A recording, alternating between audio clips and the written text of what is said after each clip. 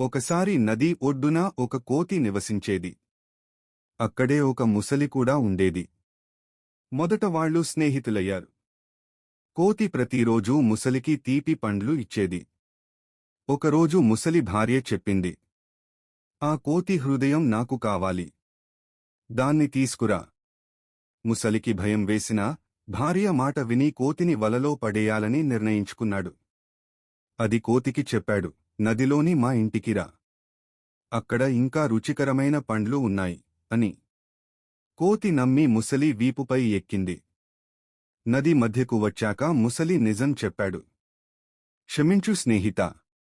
నా భార్య నీ హృదయం కావాలని కోరింది." అప్పుడు కోతి తెలివిగా, "అయ్యో!